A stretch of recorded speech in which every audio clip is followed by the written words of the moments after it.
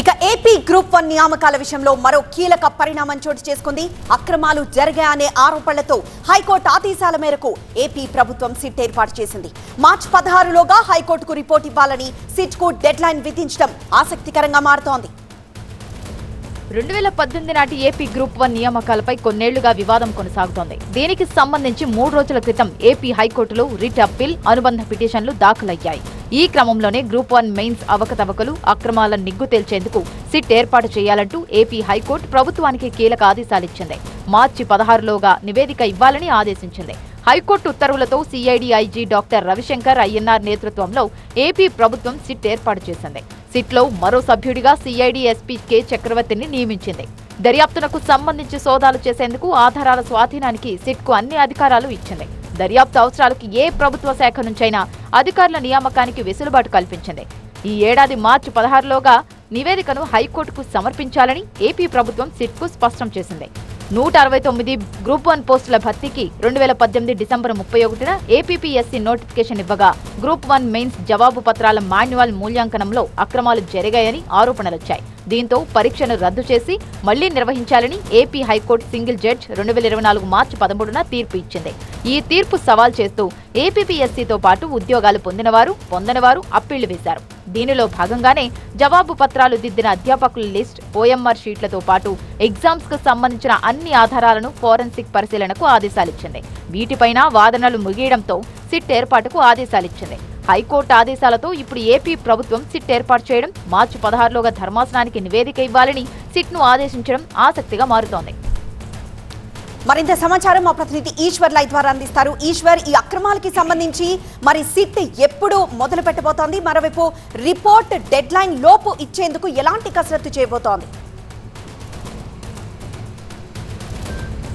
చాలా పెద్ద ఎత్తున కసరత్తు చేయాల్సిన అవసరం, ఎందుకంటే సిట్ వీలైనంత త్వరగా తన కార్యాలయాన్ని లేకపోతే దీనికి సంబంధించిన వర్క్ని ప్రారంభించాల్సిన అత్యవసర పరిస్థితి ఏర్పడింది. ఎందుకంటే కేవలం మార్చి 16 అంటే 1 మంత్ మాత్రమే టైం ఉంది. చాలా పెద్ద ఎత్తున దీనికోసం విచారణ చేయాల్సిన అవసరం ఉంది. 2018 అంటే దాదాపు 8 సంవత్సరాల క్రితం నుంచి జరుగుతున్న తతంగం ఇది.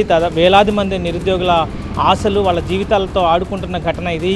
ఇట్లాంటి పబ్లిక్ సర్వీస్ కమిషన్లో నిరంతరం మనం చూస్తూనే ఉన్నాం. అనేక రాష్ట్రాల్లో ఇట్లాంటి ఆ స్కాములకి పాల్పడుతూనే ఉన్న ఘటనలు మనం నిరంతరం చూస్తూనే ఉన్నాం. కానీ వాటికి బలైపోతుంది ఉద్యోగులే. 2018 డిసెంబర్లో అప్పటి టీడీపీ ప్రభుత్వమే ఈ నోటిఫికేషన్ ఇచ్చింది. ఆ తర్వాత 2019లో అప్పుడు వైఎస్ఆర్ కాంగ్రెస్ పార్టీ ఆధ్వర్యంలోని గవర్నమెంట్ వచ్చాక 2019 మేలో గ్రూప్ 1కి సంబంధించిన ప్రిలిమినరీ ఎగ్జామ్ జరిగింది. దానికి సంబంధించి దాదాపుగా 10,000 మంది మెయిన్స్కి హాజరయ్యారు. అయితే ఆ తర్వాత కోవిడ్ రావడంతో దానికి సంబంధించి మెయిన్స్ 2021 డిసెంబర్లో నిర్వహించారు.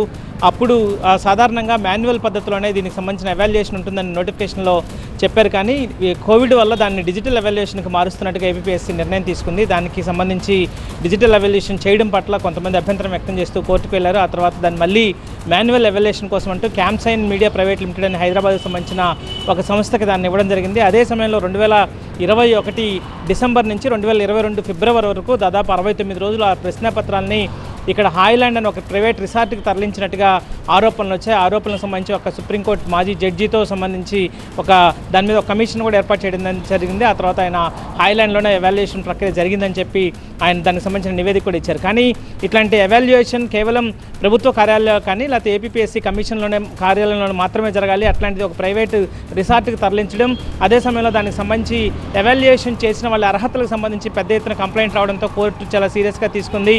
కోర్టు దాన్ని మొత్తం ప్రక్రియ మొత్తాన్ని సెటిసైడ్ చేసి మళ్ళీ రీవాల్యుయేషన్ కానీ లేకపోతే రీనోటిఫికేషన్ ఇవ్వాలని చెప్పి ఆదేశించింది. దాని తర్వాత అప్పటి నుంచి కోర్టులో వ్యవహారం జరుగుతుంది. తాజాగా కోర్టు ఒక సిట్ని ఏర్పాటు చేయాలని చెప్పి దానికి సంబంధించి తాజాగా డైరెక్షన్ ఇచ్చింది. అయితే విచిత్రంగా దానికి సంబంధించి అప్పట్లో పోస్టులు పొందిన దాదాపుగా చాలామంది ఇప్పుడు అనేక మంది డిఎస్పీ పోస్టుల్లోనూ అలాగే ఆర్డీఓ పోస్టుల్లోనూ చాలా కీలకమైన ప్రాంతాల్లో విధులు నిర్వహిస్తున్నారు.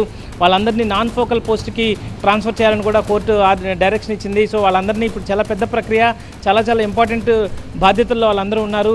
సో వాళ్ళందరినీ ఒక పక్క తిరిగి నాన్ ఫోకల్ పోస్టులకి ఒకవేళ పంపిస్తే వాళ్ళ ప్లేస్లో తిరిగి కొత్త పోస్టింగ్లు ఇవ్వడానికి కూడా అధికారులు లేని పరిస్థితి రాష్ట్రంలో నెలకొని ఉన్న నేపథ్యం కాబట్టి చాలా విచిత్రమైన పరిస్థితులు దీంట్లో ఉన్నాయి. వాళ్ళ విషయంలో ప్రభుత్వం ఎలాంటి నిర్ణయం తీసుకుంటుందో చూడాల్సిన అవసరం ఉంది. అదే సమయంలో దాదాపుగా అదేవిధంగా అడిషనల్ డీజీకి సంబంధించి దాదాపు డీజీ క్యాడర్ ఉన్న రవిశంకర్ అయ్యన్నార్కి సంబంధించి ఆయన నేతృత్వంలో సిట్ వేశారు కాబట్టి మరొక ఎస్పీని కూడా దానికి ఇచ్చారు కాబట్టి ఇద్దరు సభ్యుల బృందం కేవలం 4 రోజుల లోపల దీన్ని పూర్తి చేయాల్సిన అవసరం ఉంది కాబట్టి చాలా వేగంగా ఇది జరిగే అవకాశం ఉంది. ఆ తర్వాత హైకోర్టు కూడా ఈ ప్రక్రియ మీద చాలా సీరియస్గా ఉంది కాబట్టి దాంట్లో ఇప్పుడు ఒకవేళ ఆ నియామకాన్ని రద్దు చేస్తే ఇప్పటికే ఉద్యోగాలు పొందిన వాళ్ళ పరిస్థితి ఏంటి, ఒకవేళ లేదు అంటే ఈ 8 సంవత్సరాల్లో నోటిఫికేషన్ రద్దు చేసినప్పటికీ కూడా 8 సంవత్సరాల్లో చాలామంది వయసు అర్హత కోల్పోయిన వాళ్ళు ఉన్నారు, వాళ్ళందరికీ ఎలా న్యాయం చేయాల్సి వస్తుంది, ఇలాంటి అనేక ప్రశ్నలు ఇప్పుడు ప్రభుత్వం మీద ఉన్నాయి. సో దీనికి సంబంధించి ఎట్లా ముందుకు వెళ్తుందో చూడాల్సిన అవసరం కనిపిస్తుంది.